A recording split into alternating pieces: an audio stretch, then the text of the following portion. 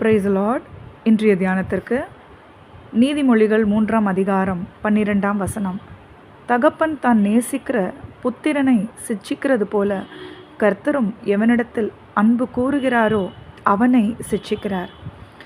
இவ்வசனத்தை குறித்து தியானிக்கும் போது அநேக நேரம் நம்மளுடைய சிறு வயதில் பார்த்திங்கன்னா சில தவறுகளை நம்ம செய்திருப்போம்.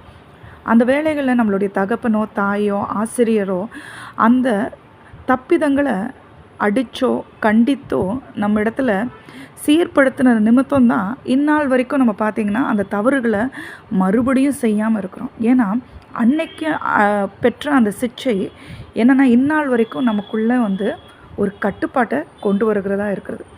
அதே போல் தான் கர்த்தரும் எவரிடத்தில் அன்பு கூறுகிறாரோ அவனை தான் அவர் சிட்சிக்கிறார்.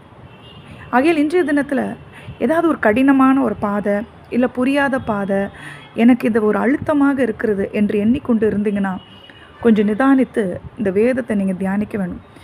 எந்த இடத்துல நான் வழி பிறழ்ந்து போயிருக்கிறேன், இல்லை எந்த இடத்துல ஆண்டவர் என்னை சீரமைக்க சொல்லுகிறார், இல்லை எந்தெந்த காரியங்களை என்னை விட சொல்லுகிறார். இது நபராக இருக்கலாம், சில உலக பிரகாரமான காரியங்களாக இருக்கலாம், இல்லை பழக்க வழக்கங்களாக இருக்கலாம், எதுவாக இருக்கலாம்.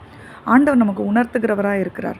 அப்போ அந்த காரியங்களை நம்ம விட்டு விலகும்போது ஆண்டவர் என்ன சொல்லுகிறார்னா நம்மளுக்கு உள்ளான சமாதானத்தை தந்து அவருடைய பிள்ளையாக நம்மை எப்பொழுதும் நேசிக்கிறவராக இருக்கிறார். இன்றைய தினத்தில் நம்ம ஆராய்வோம். ஆண்டவர் எந்தெந்த இடங்களை நம்மளை சீரமைத்து கொள்ள வேண்டும் என்று விரும்புகிறாரோ அதெல்லாம் நம்ம சீரமைத்து கொண்டு தேவனுக்கு பிரியமான பிள்ளைகளாக சமாதானத்துடன் வாழ்வோம். ஜெபிப்போமா. அன்பின் பரலோக தகப்பனே, இந்த நாளிலும் கூட ஆண்டவரே, நீர் எவரை அன்பு கூறுகிறீரோ அவர்களை தான் நீங்கள் சிட்சிக்கிறேன்னு சொல்லுகிறீங்கப்பா.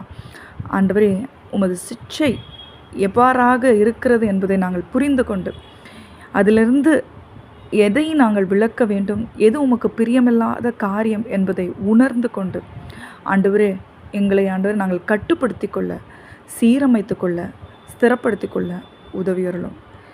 இயேசுவின் நாமத்தை நாங்கள் ஜெபித்து ஜெயங்களை எடுக்கிறோம். ஜெபம் கேளும் நல்ல பிதாவே. ஆமென்.